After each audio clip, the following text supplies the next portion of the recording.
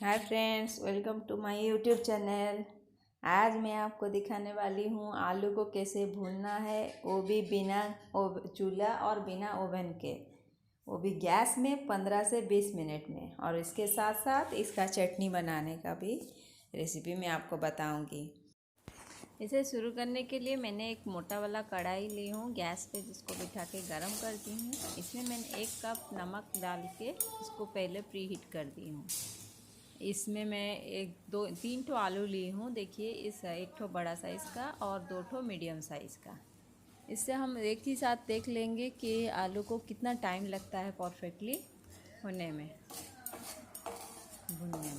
तो इसके ऊपर मैंने नमक तो ऐसे गरम था, मैं नमक के अंदर इसको डाल दी हूँ। और नमक को भी देखिए एक स्पैटुला के ज़रिए मैं इसके ऊपर रख दी हूँ। अभी मैं इसको बर्तन से ढाँक दूँगी और इसको एग्जैक्टली अभी मैं टाइम भी नोट कर दी हूँ।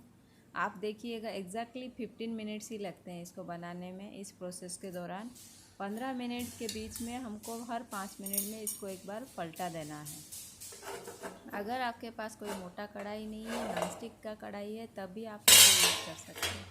चलिए, 5 मिनट तो हो चुका था। अभी देखते हैं, इसको थोड़ा सा एक बार हम पलट देते हैं और इसको और 5 मिनट वैसे ही सेम स्टाइल में अभी पलट के रख देंगे। फिर और 5 मिनट में भी हमको इसको पलटाना है।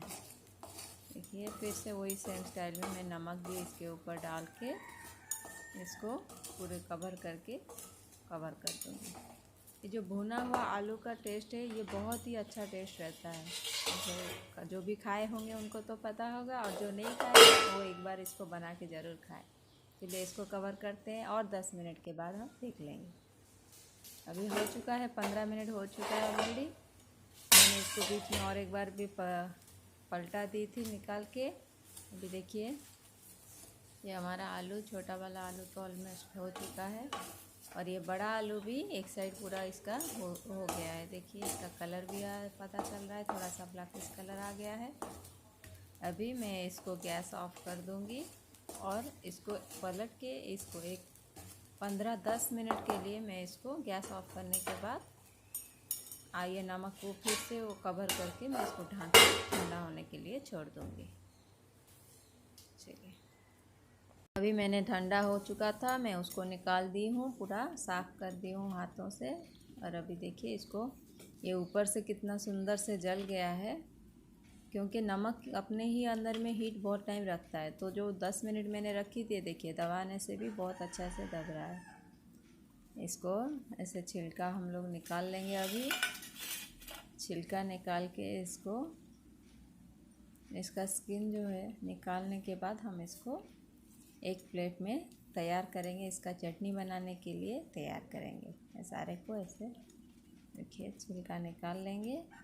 बहुत सुंदर से ये पूरा भुन गया है।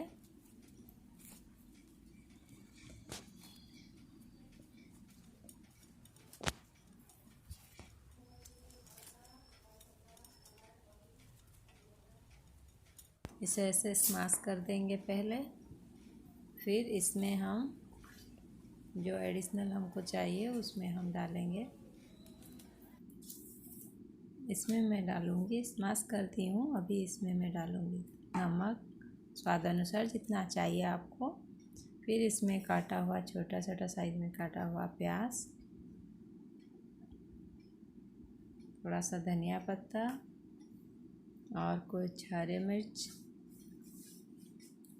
और थोड़ा सा तेल। इसमें खास करके हम सरसों का तेल यूज़ करते हैं। फिर इसको हाथों से स्माश कर लेंगे, पूरा मिला लेंगे अच्छे से।